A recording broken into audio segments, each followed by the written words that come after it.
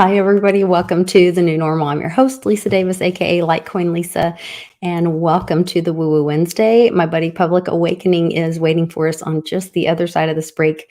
So be sure to give us a like and share this video. You guys, we'll get some more information out here for you in just a second. We'll be right back right after this.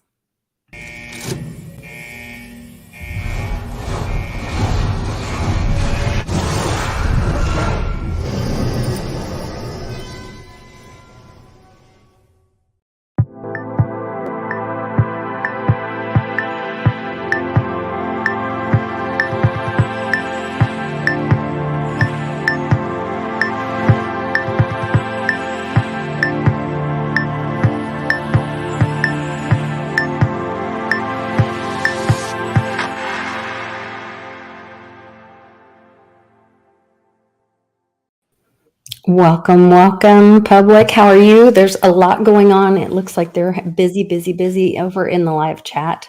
Yes, they are. Doing great, doing awesome. Enjoying Good. these wonderful, exciting days we have these days. Just everything's changing. Everything's getting a little weird. Some things are starting to kick up again and get moving. Kind of excited for it. It is exciting.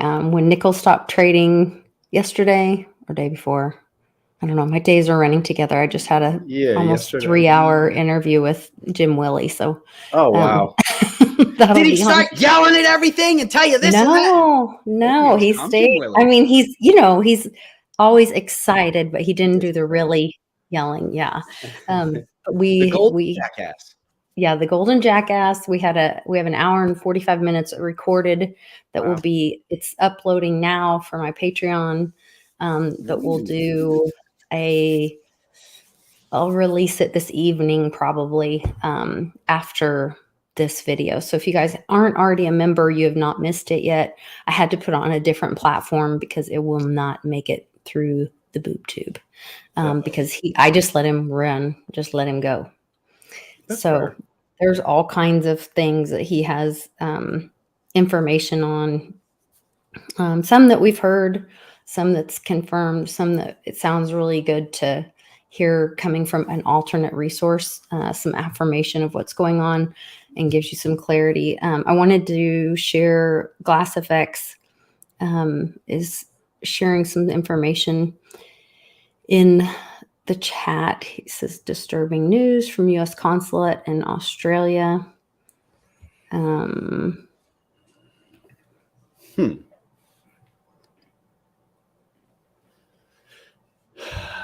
So or non-white. Interesting. I'm not really sure.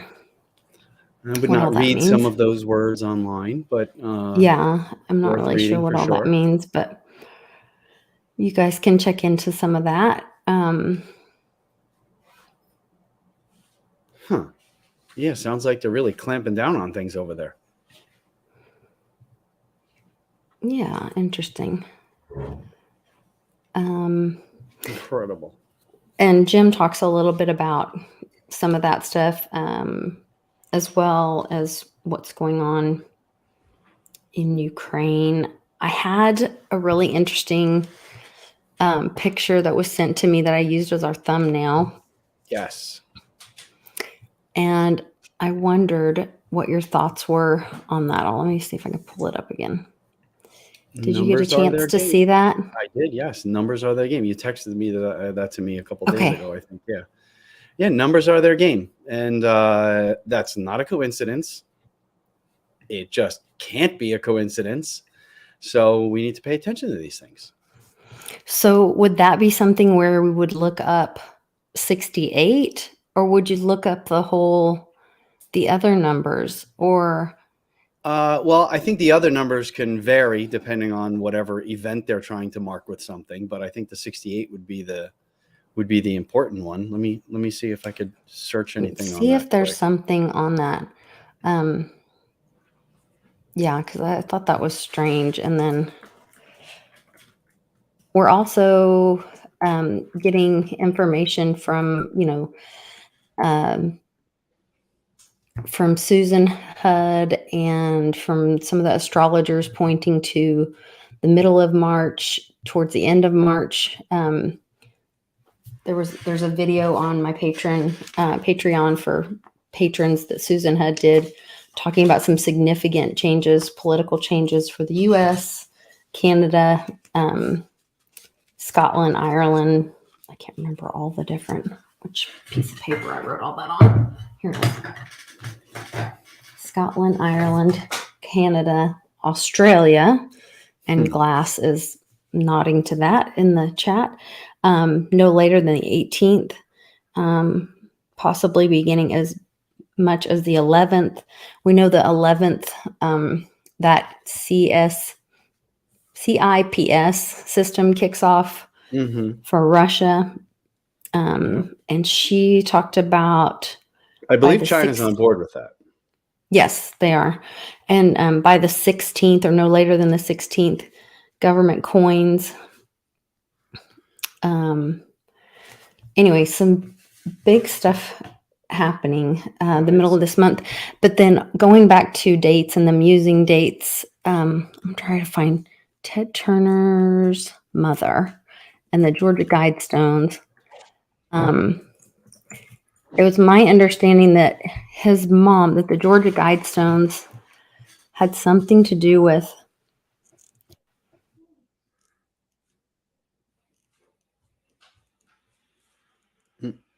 I think we lost your audio, Lisa. You muted yourself again. Sorry. You're back. Okay, I'm back. So this is not who they were saying. So I'm seeing Ted Turner's mom's name is Florence Turner. Maybe it's a great grandmother. Okay. It was like some lady's name that she's supposedly like a witch or something. Oh, aren't they all? No, really. Ted Turner. So Ted like Turner's something real about name like is that. Robert Edward Turner. Never heard that. Let me see. No, I'm like going to his wiki page. Okay. That he had created or placed the Georgia Guidestones in honor of this lady, that her birthday is 3/22, and that they do like some ritual stuff on her birthday. Not surprised. And I don't know, I can't remember where I heard that now. I am not seeing anything. Elizabeth Dewberry? No, that's somebody else. Dewberry. A Dewberry. Education. Let's see, I'm going through his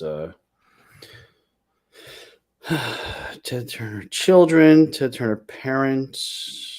See, it's funny. It has everything I'm finding now has no link to the parents or the grandparents on any of these wiki type things. Let me see here. Parents: Florence Turner, Robert Turner Jr., grandchildren, in-laws, former in-laws. Yeah, no. Let's see what I can find. Children, Grand Turner, Robert. Let's search the family. Let's see what I could see on Papa Turner. I wonder if anybody in the chat knows what I'm talking about. Mary Turner. What's the sister? Yeah, these are pretty difficult. I shared a video in my Patreon for something. It was a thing about the Georgia Guidestones, and they actually took a drone up there, and you could see like where there had been a sacrifice on top of them, and it was pretty creepy. Well, that's nasty. Yeah. Let me see. I'm still trying to find something here. Not seeing. No, he's a tough guy to find. I guess the media guy can pretty much hide stuff on the on the interwebs hidden and everything if he wants to, huh? Yeah.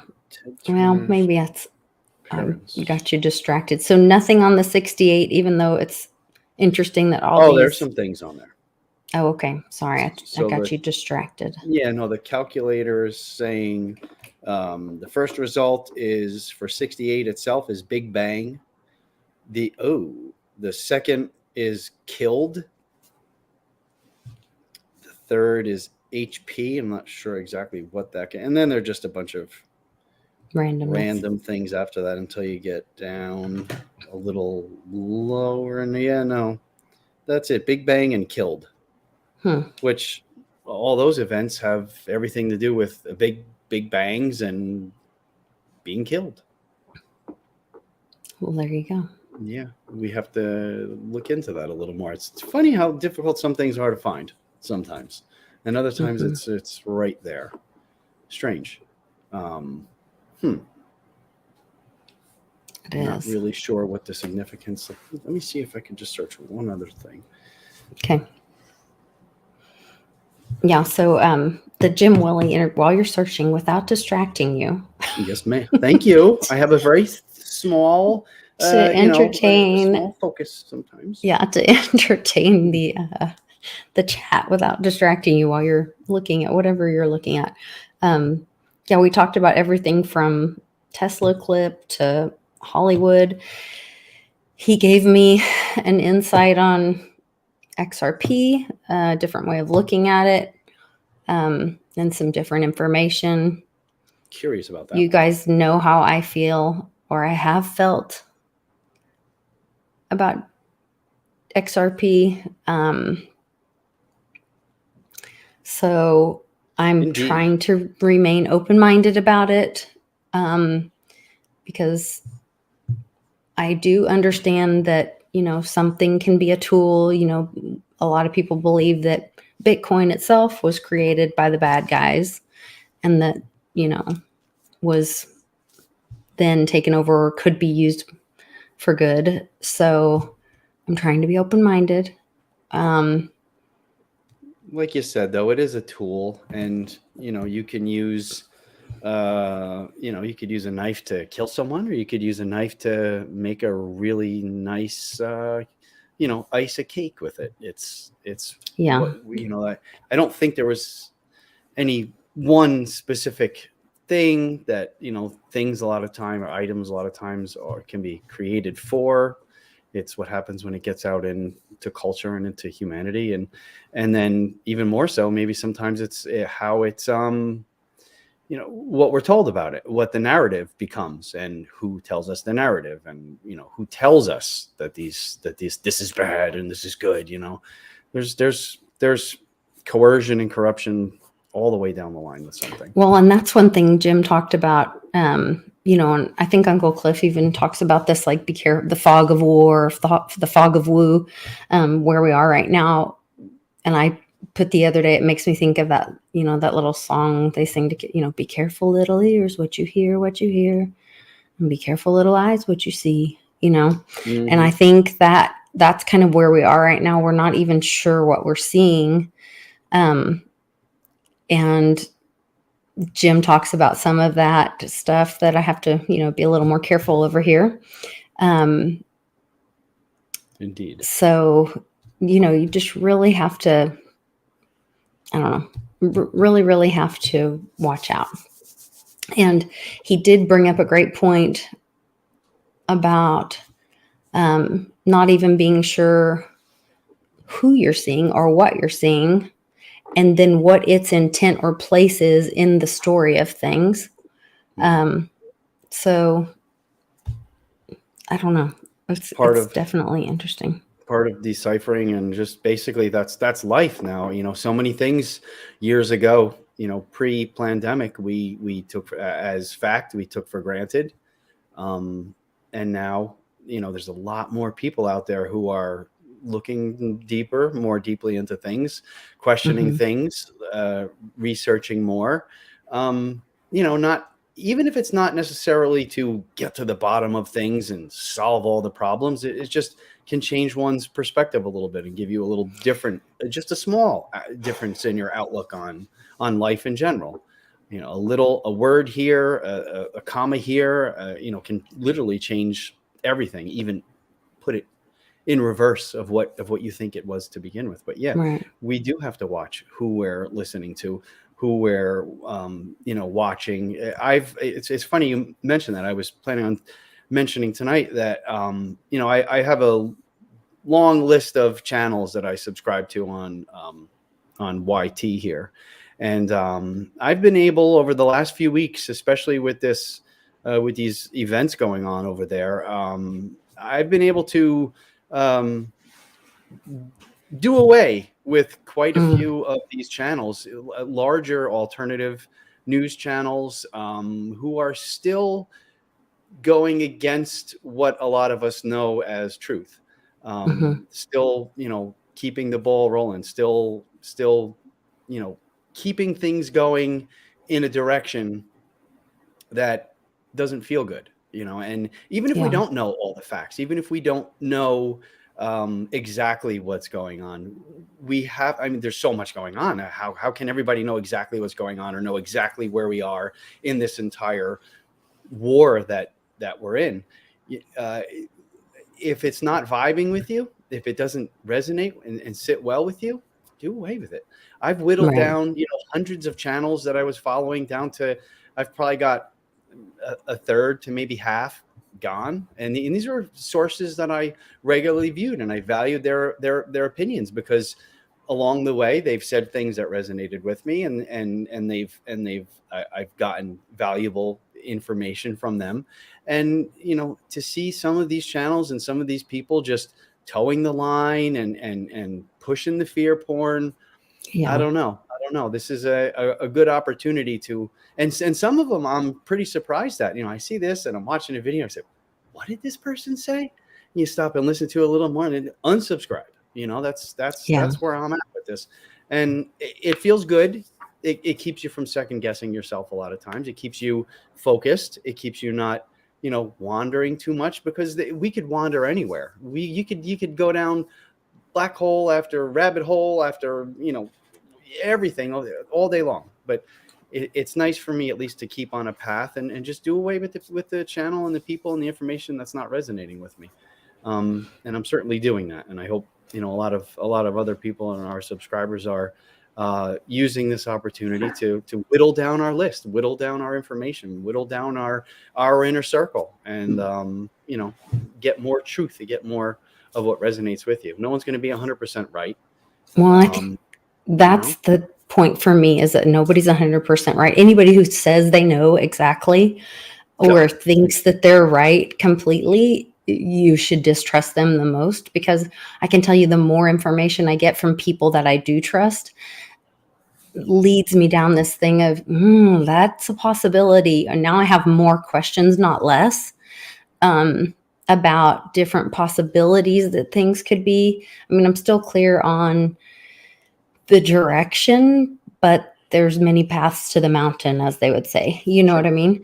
And you can kind of see some of that. And the other thing is, I don't have to know if that's what keeps our countries. I don't say my country anymore, because I think the Americas, and I see the world as not so divided anymore too. Like I think that's one of the biggest ways they've defeated us as humanity, is that they wanted us to think we were all against each other. Why would humans hate other humans? Yeah. What? Well, because we're told to. You just have to look back to children. Look back. You take your little ones to preschool or to kindergarten. Before the age of 5, 6, and they're excited to see other kids. And there's no color. They don't run in the room and go, ah. There's no ethnicity. Pick out the other children. Yeah. Right. The little kid over there is Sam. It's Sam. Yeah. He's not a black kid. He's not a white kid. He's not a someone else from another country. It's Sam. Or even if he is, he's excited to see, Mom, that little boy with black hair over there. And it's just something that's very sweet and innocent and obvious. And it's not they're excited to see each other. That's my little nephew. I say my little nephew. He's like 6'4", 250 or something. But he came to visit my mom this weekend when we were there with her, with his new wife. And so, of course, I'm, Aunt Lisa, my sister's passed away. And so he doesn't have the experience of, bringing her home and having like mom tell all the stories of when he was a baby. So Aunt Lisa gets to tell all the embarrassing stories. Oh, So that's I'm awesome. telling all the stories of, him not being able to say words correctly. So maybe saying something funny and yet inappropriate at the same time, not in public, or, you know, I got a funny one with that. hey mom, I have a big stick, as he shouts across the pond at the park, and different things like that. And then we're talking about, oh gosh, he loved, my parents were raising cattle at the time. So he'd go, a mama and a baby and a mama and a baby, because they'd run around, they'd go out every day and count the cattle. And so Nana, well, there's a mama and a baby and a mama and a baby and a mama and a baby. So he would just get in a rhythm of saying that. So cute. And then but he was out on the farm with all these adults, and he was the only child out there. So they'd go into town and he'd see little kids and he'd go, "Tids, tids, kids," because he was so excited to see other little children, And so when you think about this thing where they've made us think that maybe the Olympics started that. Maybe that's the point of the Olympics. Maybe that's why we need to get rid of the damn Olympics, is one country against the other country. Like, we can play together without being against each other. And I'm not trying to say some libtard safe spaces, everybody gets a participation ribbon. Like, we can play games, but, like, we don't have to be hating each other, or we can play with each other instead of against each other. Exactly. I think a good example of that is the World's Fairs. They were some of the biggest attended events ever on Earth. 20 million people to some of these earlier World's Fairs in the 1800s. Could you imagine in the 1800s, the mode of transportation, the distance, the time it would take 20 million people to get into Brooklyn, New York, or to Unless we've been Chicago? lied to about what kind of technology was around then I think we that have. has been disappeared, I which think we that's not a have. word, Mom. I know I that's think. not a word. Well, look at the, I believe one of the, again, I'm just kind of going from memory here. One of the structures at one of the World's Fairs, they called it the Crystal Palace. It was this massive, hundreds of yards long building, all glass, ceiling, walls, roof, everything. It was all glass. I watched a quite a long, pretty intricate documentary on it that it was What's it called? basically the Crystal Palace, World's Fair Crystal Palace. And basically the amount of glass panels that it took to fill this massive structure was basically not possible to make. It was just not possible to make that Written much. 1851. There might have been one or two iterations of this. It might have been appeared at, but I'm not sure. But I do know that there was, several 100,000 of these glass panels. And they said within like 150 miles or something like that of this World's Fair location, the most they could have produced was like 30,000 or 40,000. And there was like hundreds of thousands of these glass panels. So yeah, I certainly think there were structures, there were technologies that were used then that we're not privy to anymore. I absolutely believe that. There was another case, a lot of them, you might have heard that some of the structures in some of these sites were left standing for some time afterwards. And then when the state or the city would come in and revitalize these areas through later projects, still back, 100 years ago or whatever, they would, the first thing they would do is, so they either built a lot of these structures out of like plaster and like wood, like really cheaply just to get them up. And then there were these other ones that just lasted, and they lasted forever and ever and ever. And then inevitably, when the city or the state would come in and revitalize these areas as a center or an attraction of some sort, one of the first things that they would do is tear down these structures and completely rebuild them right back the same way they were. I guess to hide something, maybe. I don't know. I believe that's what they were alluding to. But yeah, these were maybe you can pull up some stats on this Crystal Palace. I mean, it's massive. huge. I don't, Yeah, it looks you like know, from like it some of would these make the pictures. Javits Center in New York City look like tiny, like a little thingy. Let's see. It says it was also known as the Great Exhibition or the Crystal Palace Exhibition, which took place in Hyde Park, London, May 1st to October 15th, 1851. Let's see how big it is. His story is the lie repeated. Jim Montgomery. Absolutely. It's his story. Let's not forget words. Words matter. Uncle Cliff taught us, or reinforces to us, words matter. Pronunciation matters. Television. Tell space a space vision. Television. His story. His story. Whose story? Whoever wants to tell the story. Whoever won. Okay, so I'm totally going to have, I think I have some time tonight. I'm going to write Uncle Cliff an email. But Canon has been, so we're doing this Faces of History report.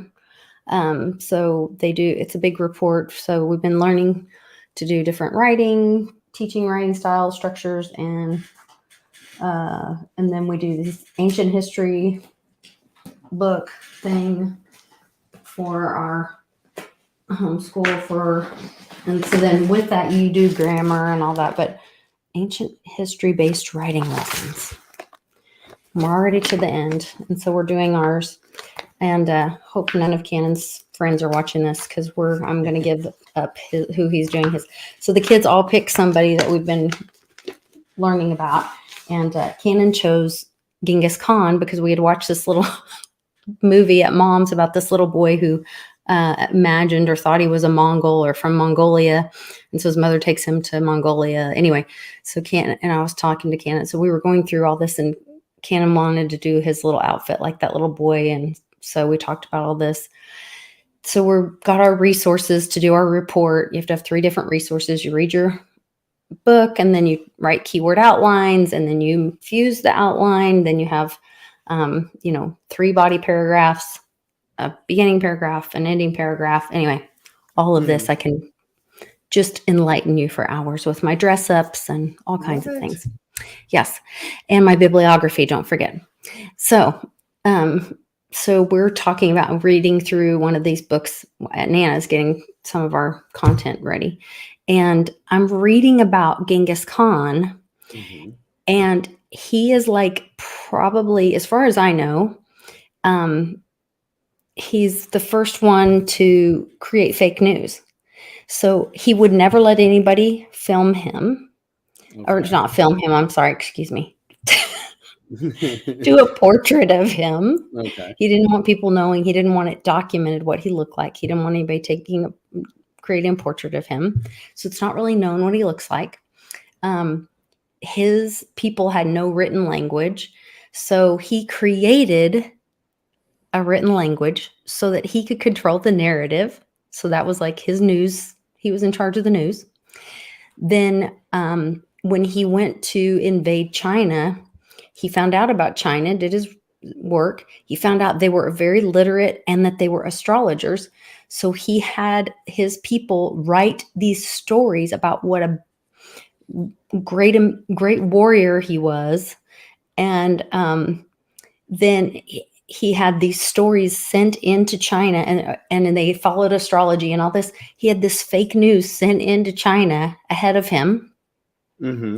He had his warriors each warrior light 5 fires. So it looked like he had this great army, and he cut off their food, cutting off the oil and gas. And now we're hearing cutting off our fertilizer. We're about to have some food shortages, and Jim Willie goes into that. If you guys are members of my Patreon, you'll be hearing about that this evening from that video. Well, there already is a form of food shortages going everywhere now, right? That's true. The grocery stores do not have as much food as they used to in them. It's about to get a lot short worse. On food. So we're already here in a first soft version of food shortages. Absolutely. Yeah. Jim tells us that Ukraine is like the top producer of and I can't remember. I didn't take notes on that part, but it's like one of the top producing places of wheat, and all that's about to get shut down. So anyway, you can join my Patreon, and you'll get to see that tonight.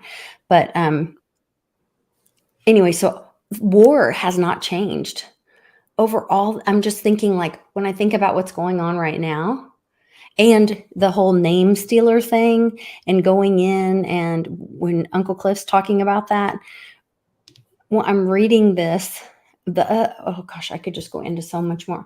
I'm gonna call Uncle Cliff and see if he'll do a video with me talking about this. The other thing was the blood sucking Jews and the vampire stories. Well, Uncle Cliff said the whole Khazarian mafia is descendants of Genghis Khan. Where that comes from is Genghis Khan, in their culture, they had blood brothers.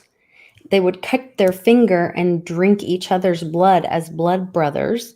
And then there's also a story where, so Genghis Khan was not of his father. His mother was stolen after her marriage. And it's believed that he may be the other guy's baby, and then was raised by his like stepfather, basically. It's this whole thing. I'll record Cannon when he does his report. Kind of sounds like this guy from Canada. Oh. Yeah. A lot of these things come on, right? Well, so Genghis Khan does this thing where he's basically betrayed then by the people that were supposed to raise him. And so because of that, then he starts bringing people in, and instead of you getting to be, whatever in the army or whatever, you get to be in a position because of your acts and because of who you are and what you are. I'm sorry, not because of who you are, but because of your bloodlines. No, not your bloodlines. He gets rid of that. Interesting. Genghis Khan. So somewhere after him, it went dark or went, there went parts of it. So then I think it took like the storytelling of some of his things. So like he also got shot in the neck with a dirty arrow, and some guy sucked the poison out of his neck. Vampires. So you know what I mean? So like how much of it is, and of course I'm reading a book. So is that true, or is it the other story? You know what I mean? And I'm reading a book that's made for kids Cannon's age. So I don't know. I'm just dying to hear what Uncle Cliff thinks about all that and how that plays out, and how little war has changed. Yeah. And then it's like showing that moved into this area. And when he goes into the name stealers, well, that's how, because they were like these little clans that then wanted to become a tribe, because he felt like then they would be stronger together. So instead of punishing the people, he would get rid of the leader, and then he would absorb, kind of like everybody watched Dragon, what's it called? King of Thrones or Game of Thrones. And I actually never watched it.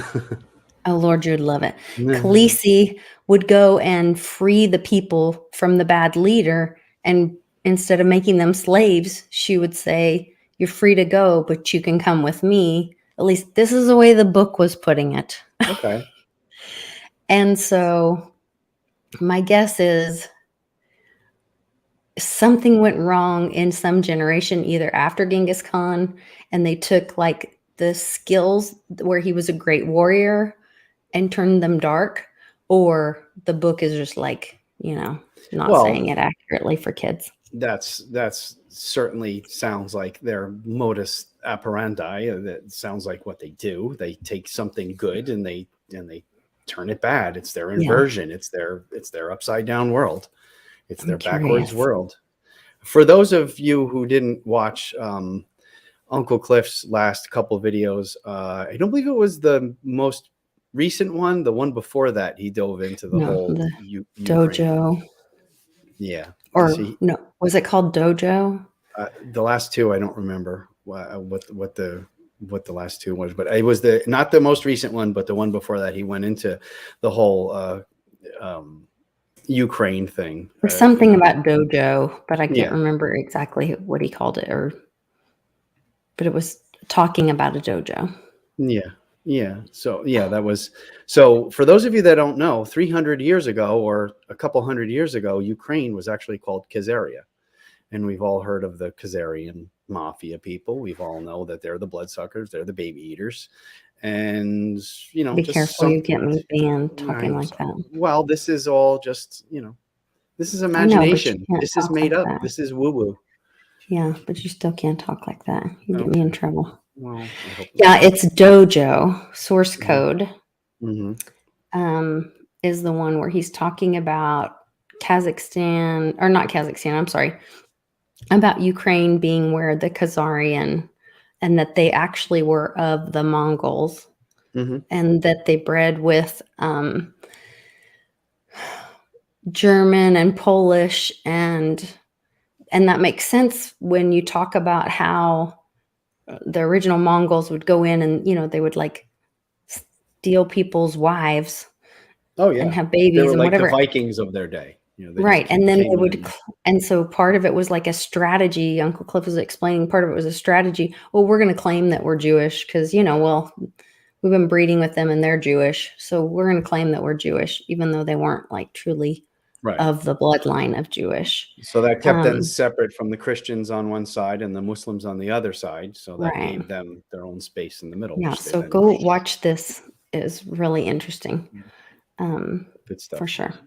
Well, all his stuff is just, I wait and I wait and I wait. And then So every day I check a few times a day to see what's going on. Something real funny, just going back to what you were saying before about your nephew and saying funny things. So we watch SpongeBob sometimes here, and my little one, she's 2, and there's the starfish Patrick, and so she was so excited one day. She's saying Patrick, but she was saying batshit. So everything was batshit.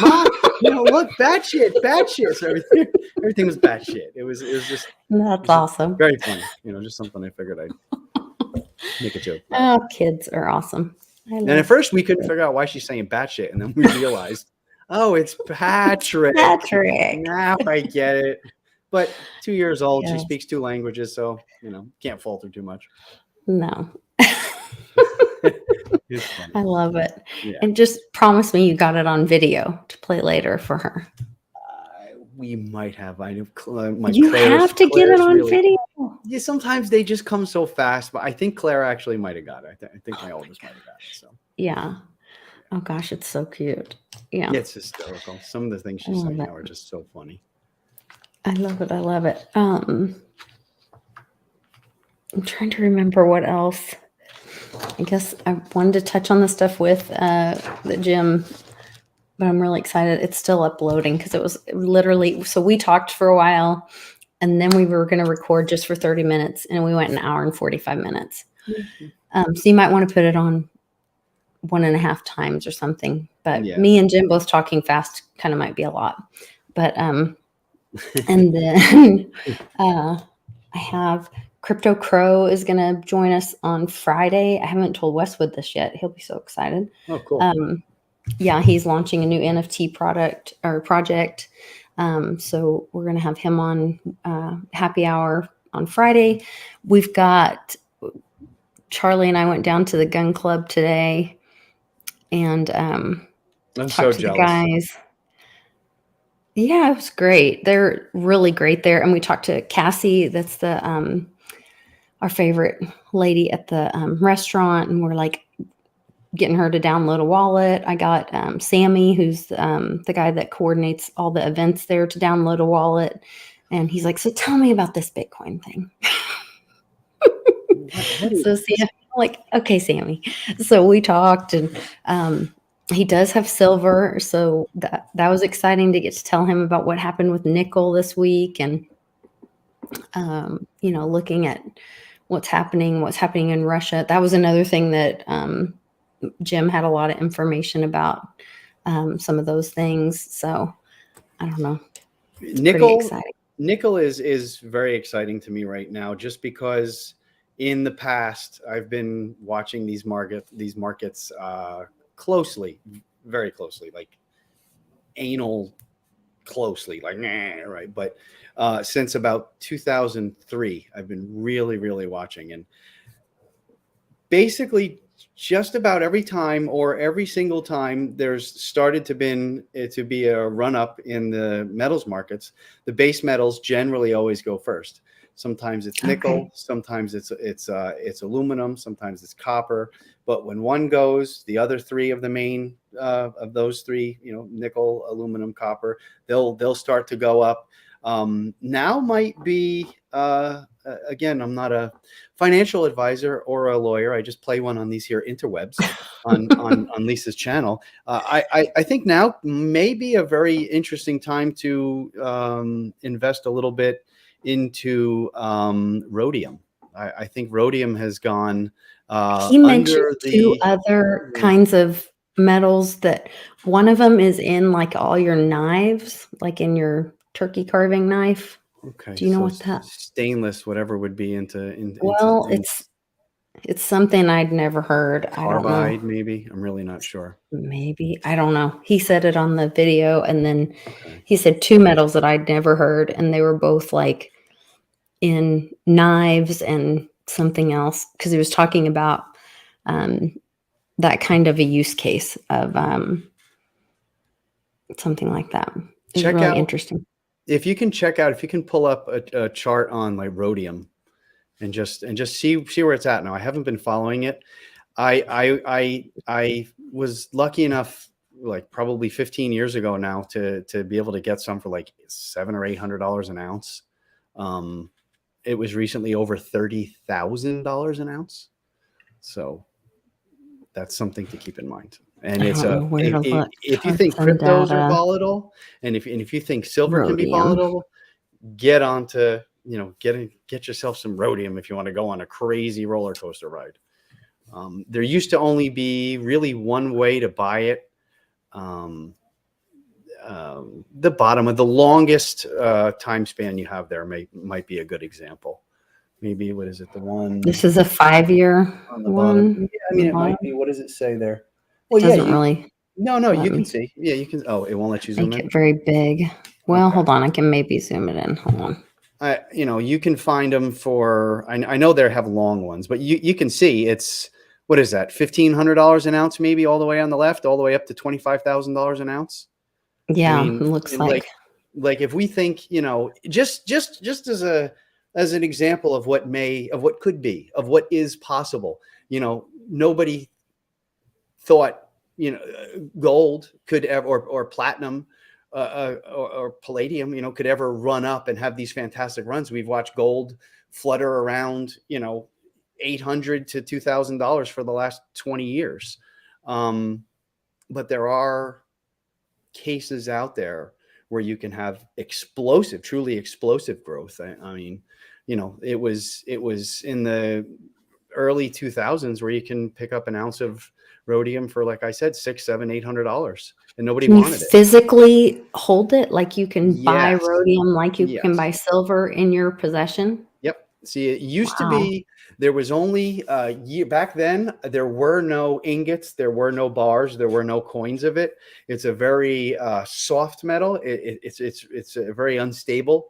It cracks and everything. So what they had back then was, I believe, Kitco was one of the first ones to have it. It was a rhodium sponge. Website I'm on. Yeah, it was a rhodium sponge. It was a little glass container, sealed glass container that had a sponge inside, and within the sponge had absorbed 1 ounce worth of rhodium in it. These days, I guess they figured out different processing or different manufacturing methods of it. But now they have regular bars. It's a white metal. It literally looks just like a bar of silver or platinum, and you can hold it in your hand, and they've done away with some of those issues of holding it. That's really interesting. Yeah, just see what happens. I don't know. It looks like it's jumping back up already to 20,000 or so since last year. It touched down to 10,000 or so. But that's one of those ones that runs first and it runs after. But when it runs incredibly hard. That's in 5 years. You see it there from, what's the low? Does it say the low? Oh yeah, the low, $830 on top to $27,000.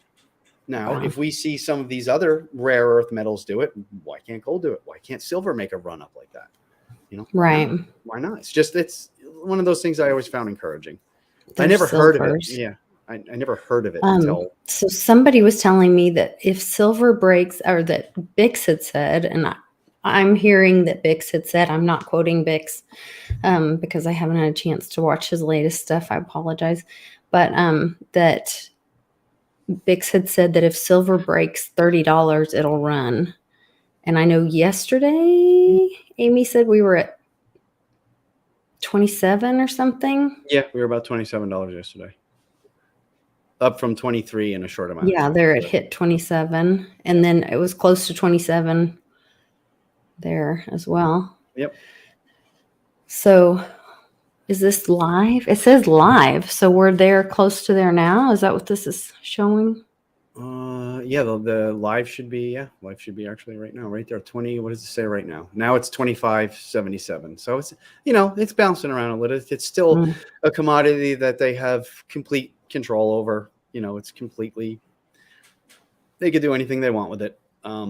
But there's going to be a point where they lose control of it, like they did, in the mid 2000s. They lost control of it for a little bit, and then they gather it back. Some people would say maybe they pump it up so they can sell their holdings and just buy it back cheaper later, maybe something like that. But I believe the real magic number is going to be somewhere between $100 and $120. And once silver gets up to those prices, then there's no stopping it. That's the number that supposedly breaks the banks. Let's call it $120. If silver hits $120, it's a complete game changer. It's trillions and trillions and trillions and trillions of dollars of losses for who's ever betting against it. And then at some point we would get back to the back to the true ratio of gold and silver. The historical ratios vary anywhere from 4-to-1 to 15-to-1 to 20-to-1. That's a worst case historical ratio. So a lot of silver people like to consider 15-to-1 would be an accurate historical average based on real value of put it in your hand prices of what it costs to get out of the ground, of its relationship to gold. In our Constitution, what is it, 4-to-1? It's supposed to be 4-to-1. 4 ounces of silver equal 1 ounce of gold. So, where would that be right now? So if we go back to 15-to-1, what's 2,000-ish divided by 15? Let me see what that would be. And that's historically where silver should be. Divided by 15. So that's about 130. Well, look at that. So if silver was to catch up right now to the 15-to-1 ratio, which I'm not planning on happening anytime soon, as long as this shenanigans keep going on, but we'd be right at $130. That's that magic number.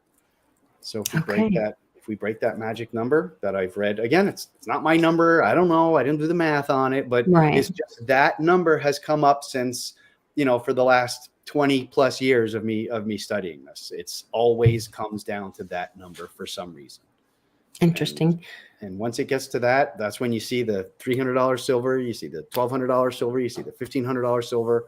And then you get back to these numbers where people like Bix years ago would say eventually you'll have a 2-to-1 or even a 1-to-1 ratio with gold, or in a moment of, or in a time of real crazy markets when there's just none available, you can see 2 ounces of gold to equal 1 ounce of silver. This is supply and demand. Well, especially because remember that silver is consumable. Right. Unlike gold, where there's gold, that same piece of gold will be here forever, but silver is consumable in much larger through medicines and technology. Medicine specifically, like our bodies are taking it in, and it will be gone. It's not going back into the earth then. So that's where silver is different than gold. Yep. They say, I remember reading something not all that long ago, silver above $300 would mean basically you'd have your average Joe digging through, landfills looking for old pieces of electronics Technology. that's Yeah. all just being Cell thrown away. phones and Yep. whatever. You know, gold is consumed a little bit too, not so much, but Oh, there really? are a lot of gold. Open up the back of a piece of electronic, all the little gold tips on things. It's gold. You know, that's real gold. Tiny little bits, much less than silver. But you know, there's a But they fraction of still gold compared to exist silver. after the electronic is dead or whatever. That still exists. It could be mined or whatever. But like where in silver in medicine, like Oh when yeah, I ingest liquid silver or whatever, like colloidal it can't silver. be Yeah, mined again. right. It's And not you know, coming out of the it's ground. bandages, silver, medicinal silver is Right. big on antibiotics. It's used a lot in burn wards and their dressings and their, you know. So yeah, that would be gone forever. That would be gone forever. What used to happen too is with the photography. Everybody knows about the silver Yeah. nitrates that were used in photography. But in the beginning, you know, a lot of that stuff was never recycled. It was never recycled. It was dumped down the drain. You know, a lot of Yeah. that silver, and this was, you know, hundreds of gallons at a time. These processing plants would use to develop film. And a lot of it back in the day was never recovered. It was dumped in landfills, just poured out, in you know, whatever. They didn't really care. It was at $1 an ounce. It wasn't worth it. It just wasn't worth it to them. Yeah. And we mentioned yesterday that they stopped trading nickel, that it went up sharply and they stopped trading nickel. That chart is beautiful. If you have a picture of that chart, that's just. I'll find it for you. It just makes me feel a clicked little off warm of and it. fuzzy inside. Okay, hold on. Like I didn't expect that. I didn't expect that. But yeah, I was watching one of Westwood's last videos. He's a big guy on that too. Well, he's a big guy in general, but he's a big guy on investing in base You metals. know, I Investing don't know if in I your can copper, find a nickel chart. investing in your nickel. You could just Google. What I Googled was 1 ounce chart, 1 ounce 1 ounce nickel charts or something like that. It was able to think. But yeah, there's always been all these ways. I mean, ever since the 1965, the people who knew about silver were going to the banks and getting rolls of quarters and dimes and half dollars and sifting through and taking out the silver ones and setting them aside. That was one of the things. Pennies, I know Westwood touched on this too. Pennies, that started in 1982. You can actually save some of the 1982 pennies. They switched from a pure copper to a zinc alloy halfway through the year. So don't throw all of your 1980 through 82 pennies in the not keeper pile. Keep them in a separate pile of their own. And you can once you handle enough of them, you can easily just pick up a 1982 copper and a 1982 zinc penny, and you can quickly tell the difference. The copper's always thicker. The zinc is, I believe, Lighter. half a gram or a gram lighter. It's significantly Yeah. lighter. So when you handle them enough, you can certainly tell. But look at that chart. Isn't that just, at first, funny story real quick. At first, when I Googled chart for 1 ounce of nickel, and I looked at the top, I said, whoa, $42,900 an ounce. I thought something crazy happened. It was like the middle of the night. I thought something crazy. And then I realized that's per ton. That's per ton. Oh. I was like, oh my, whoa. I thought it was like one of those, because there Girls, that moment. Give me your piggy banks immediately. Yeah, that moment's gonna come. It's gonna come with silver. It's gonna come with gold. It's gonna come with copper. Remember a few weeks ago, Amy and I were on a live, and I switched it to this bubble thing that she watches. Oh yeah. That was a while. Remember ago. when the cryptos went crazy, and we were all like, "Everyone, open your wallet. Yeah. We're all multimillionaires, multi-trillionaires." It was ridiculous. Whatever's more than a trillion. Whatever it was, I don't even know. Gazillionaires. I have some screenshots of that somewhere. I was going around as quick. It was only like that for about an hour, maybe an hour and a half. But the thing is it stayed like that. If it was just did. Now here's a question: if there's no overlords that are controlling even the cryptos sometimes, how in the hell did every single crypto out there have these gains? Not just some, all of them.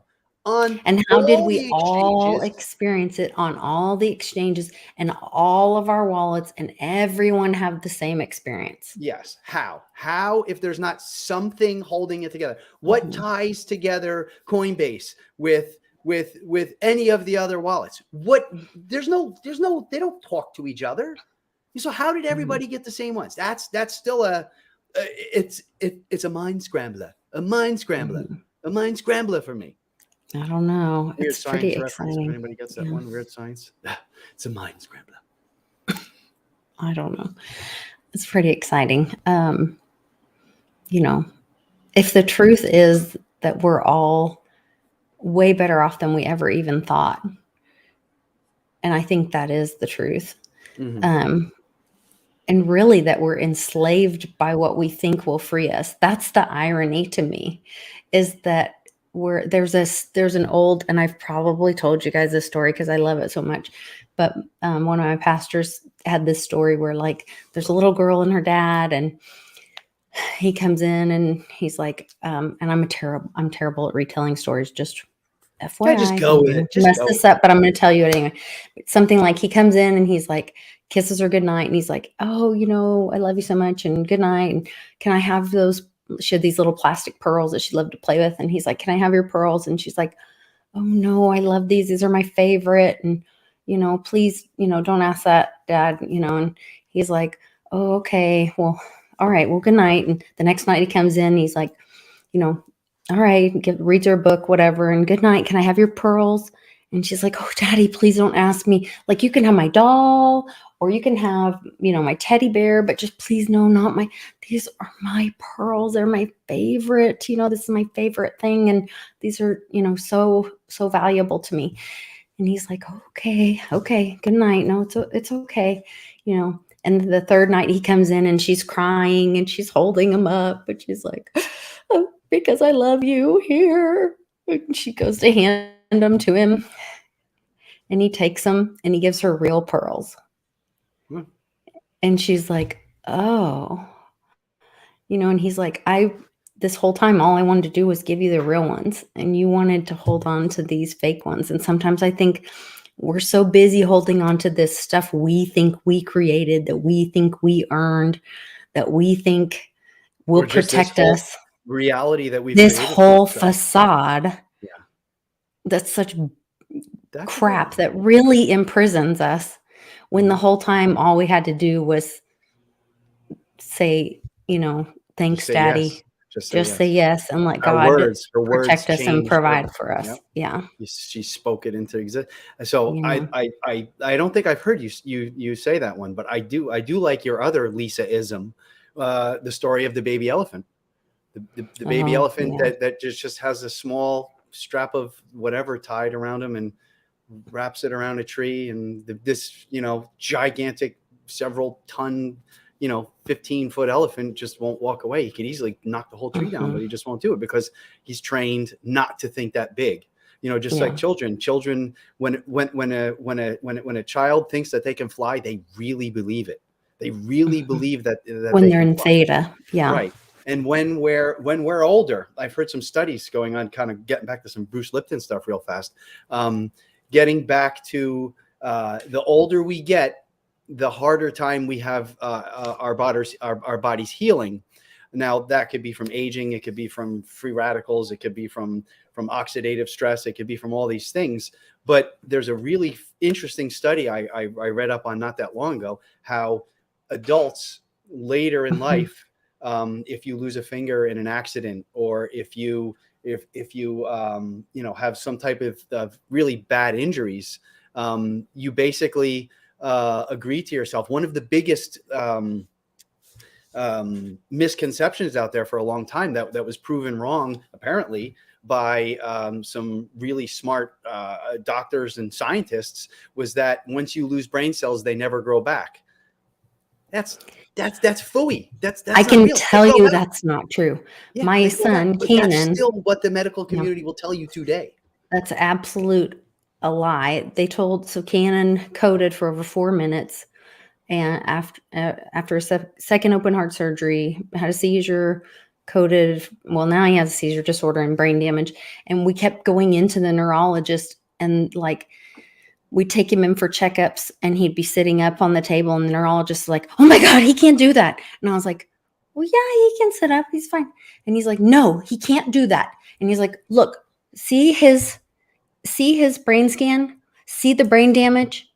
He's like, there's one thing I can tell you. There's a good, how did he say it? The good thing about brain damage is it doesn't get worse. The bad thing is it doesn't get better. And I was like, he's fine. And then we would come back. Now, he didn't walk till he was almost 3. We had a lot of therapy. Like, he's never going to be the fastest kid on the track team. But when I look at him and he can run, and he's doing jujitsu tonight. Yeah. You know. Yep. That's awesome. Never, I have a much different view of how medicine works. Yeah. To go along with that, when I was 19 years old, I was in a motorcycle accident. Some people who haven't heard the story, I was in a motorcycle accident. I wrecked my bike into a back of a parked car. The impact, the police estimate, was 68 miles per hour. My helmet flew off on impact. I ejected off of the bike, and I smashed my head first into the bumper of the car parked behind it. They gave me a 3% chance of living. And if I lived, they gave me a 3% chance of speaking and being normal again. I had such extensive brain damage. When you took a CAT scan of my brain, it was all dark. There was nothing happening. There was big areas of scar tissue. Which he does use that as an excuse sometimes. Sometimes I'm a little forgetful, and how dare you mock me when I forget something? Hey, I'm your sister. I get to give you a hard time about that. But no, this is a real thing. If we're told we can't do something, maybe we can't. If you think you can and you think you can't, you're right. You're right. You're both right. No, there was another. I had a good comment here I read. If you just want to pull that up real quick. I thought that was good. Just a little while ago, there was a little longer one. No, where is she? Above that. Sorry. Let me see. Where is it? No. Oh yeah. That was it. That was one of them. Just one of these little stories, that 40, 50, 60 of his satellites are getting knocked out at a time, but all the other ones for the GPS and the communications are all being okay. I don't know. Just something to think about. Be careful which narrative you listen to. Star Wars is real. Star Trek I believe, Star Trek and Star Wars and the Matrix, and these were not made up stories. These are documentaries. Factual documentaries. A lot of these things, but there's a lot of things here. A lot of things that we both have. You and I both have deep experience with that. You're told this is how it is. And then when it turns out to be just not, now, was that one person just wrong? I don't know. Was the whole system just wrong? I don't know. Is there just a lot that we don't understand still? Yeah. There's a lot we don't understand still. Cannon had the wildest. So we're driving to school, and he's telling me this dream, and it is very vivid. And he's telling me every detail of it. And he's like, well, I didn't know they were dead. And I'm like, they? And I mean, you mean her? And and I'm not going to go through the whole thing because we'll be here for another hour. Like, it takes us about 25 minutes to get to school. And he talked from the whole thing. But basically he was like, and it was so wild because he's like, Mom, when she would look at me, she was my age and talk to me, but then she'd look at her boyfriend and she was like a teenager. Well, maybe even almost 20. And then she'd look at me and she was my age. And she would look at him and she was like, and he was driving and we were sitting in the van and the seats were facing each other. And he goes, and then the policeman stopped us and he was asking them all these questions. And then he made them get me out of the car. But I wanted to go with him, but I didn't know she was dead until the policeman came to get me and came to save me. And I was like, for a child his age to be explaining how she's changing from talking to him and then having like a life experience engaging with her boyfriend. And he repeated, he goes, yeah. And then she turned to him and goes, hey, babe. Or yeah, babe. I can't remember how he said it, but like it gave me the creeps that like Cannon doesn't really, I mean, I'm careful about what he watches. He doesn't hear teenagers engage like that. Like for him to duplicate that, Right. hey babe, thing, it was like he heard her say that to him in a teenage voice or whatever. So just with all that said, like, we don't know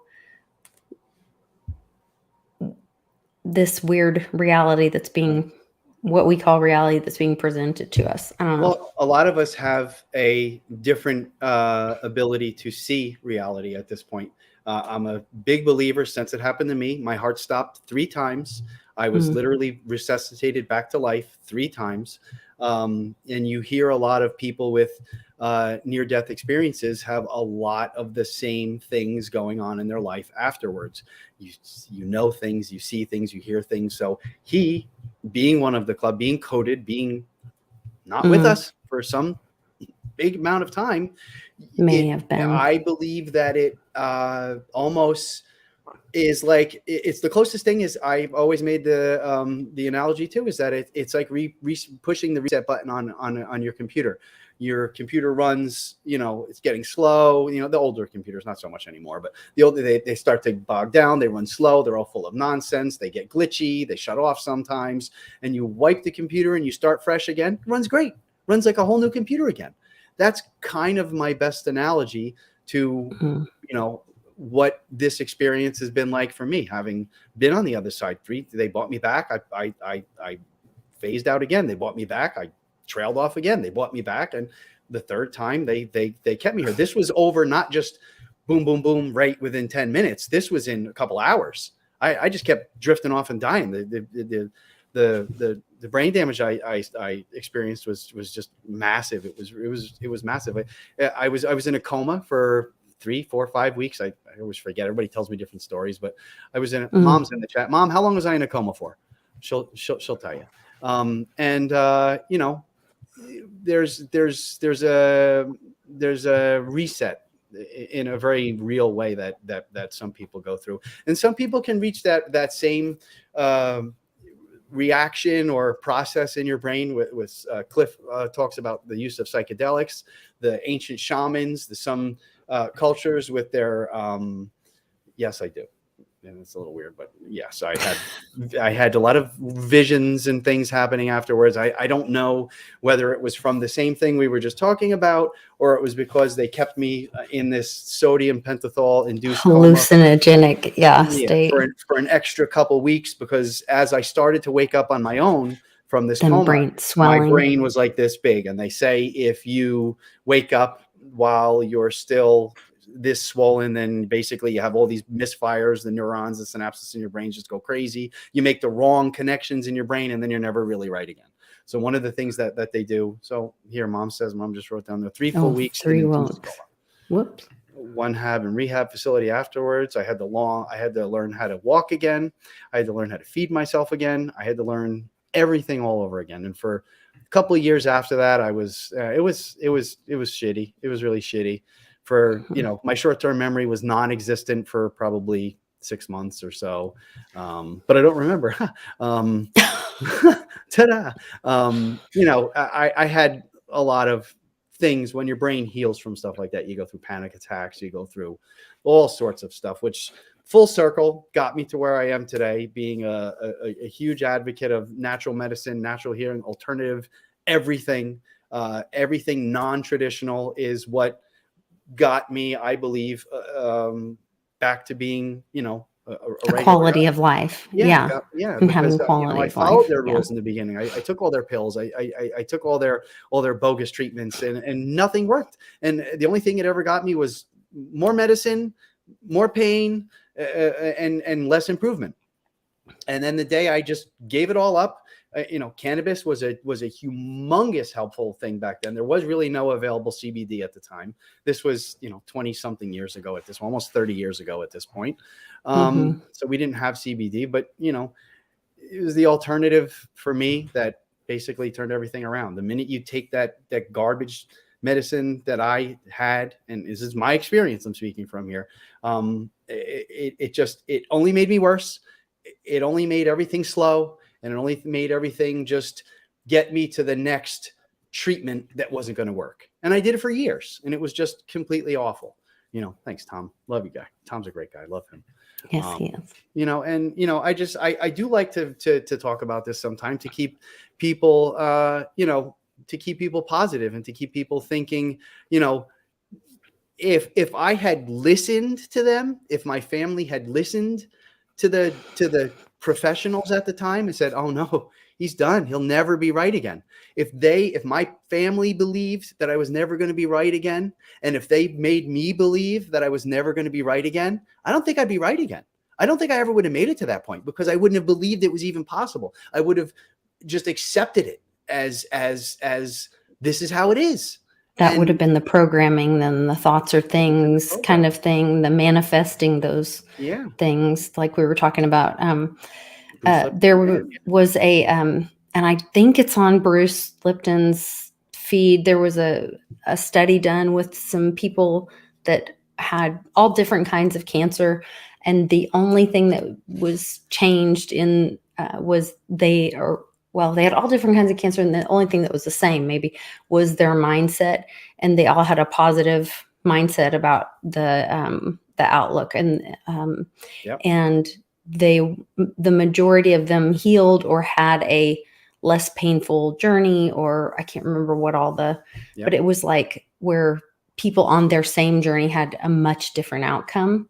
And it was all about your mindset, and it was all about healing yourself, manifesting, Sure. all of that stuff. If you believe it, you can believe it into reality. You can speak it into reality. If you believe it in your guts, if you believe it in your core, in your soul, eventually you're going to get to that place, because you accept it as your reality. The same works with the opposite. It's the good way of believing in the positivity and believing in miracles for real. It will come to you. It will come part of your reality, because it gets woven into the very fabric and your DNA and who you are. If you're negative, if you believe this is terrible, if you believe things are only going to get worse, if you believe, I can't, that's one of the worst things. You're right. You won't succeed. You won't. If you're negative, you can't resonate and put out that good, growing, positive frequency of success and thriving and growing if you constantly have negative thoughts. It won't happen. It won't happen. It's like putting, diesel, fill up your Lisa mobile with diesel and see how well it runs. It's not going to run. It just won't run right. And that was going back to that statement I was just making earlier about the babies. Babies, young little babies who've suffered injuries where they've lost a limb or lost a finger. There's plenty of stories out there where a baby would lose a finger for something, and the damn thing grows back. It grows back. Wow. It grows back because they don't know not to. Yeah. Yeah, it's not that there's some magic stem cells and it just happens because they're a baby and they're still growing and blah blah blah blah. No, if the limb is gone, it's gone. But I'm telling you, with Cannon's stuff, like they have. We have scans of his brain, and there's gray spots, and the doctor's like, he's not going to walk. Oh, and I'll pull up some of mine sometime. It's black. Yeah, the whole back is black. Yeah, and they said they show the damage around his thalamus and talk up to us about all this stuff. And then he used to do like this little froggy hop. He couldn't crawl, and then we had a walker for him for a while. And then I remember sitting at the park. I don't know, he was maybe 2 or no, because he wasn't walking yet. So he had to be 3. So we had to be out of the walker. So he was probably 3.5. And him and Mia are running around the park, and I just started losing it, crying. And I was like, here's this little boy that we were told he couldn't even sit. He wouldn't even be able to sit up. Yeah. And he's seizure free, and he's running around the park with his sister, and he didn't know not to believe. Yeah. There's so much power in that. There's so much power in that. Some people call it prayer. Some people call it positive reinforcement. Some people call it just positive thinking. There's all of these other these different names for the same thing, which in the end is just literally putting out to the universe what you want. What you put out comes back to you. That's how the universe works. That's the laws of the universe. It's a cycle. It goes back. Out there is a mirror, and it comes back to you. You know, people And with it bad goes luck for tend to everyone. have bad luck all their life. People with good luck, you know, people with good luck, and they always just seem to have good luck. And you know, people with bad luck, and they always just seem to have bad luck. It's not some, you know, crazy coincidences or magical stuff. It's what you're emitting. It's what you're glowing. Your aura emits around you at several feet, and you put out this. Your, you know, Westwood talks about it. Your heart energy. It goes out 2, 3, 4 feet around you, and there's real magic in that. There's real things that we just used to know. I think we used to know about this stuff. And it's been slowly taken out of context and taken out of society, this knowledge, because, you know, if we all knew that, if we all understood that, there would be no, you know, medical, you know, things. No. There would be no intervention. War. There would be no war. There would be no sadness, depression. There would be no anything, because it would just, everyone walking around with these bright beaming auras would just catch. It's like the study with the experiments with the metronomes. They put, you know, 500 metronomes on a table, and you put them all differently. They're all going tick tick tick tick, all different ways. And after a certain amount of time, they all just go the same exact way. They're putting out this little field of electricity, this little field of energy around them, and then it's contagious. And the same thing happens with negativity.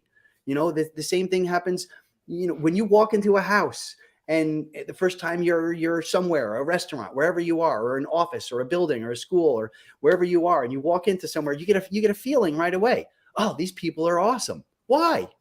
You don't just, you never met them before. How do you know they're awesome? What, the color of the paint on the wall makes them awesome? No, you know, it's resonating with you. Just like when you're in danger, when something bad is going to happen, you know it. You look, something doesn't feel right. It's the negativity. Everything we put out is magnified, and we are little transmitters. And when enough of us get together and we're all beaming that same positivity and that same love and that same positive vibes, it just grows. The sum is worth more than the parts.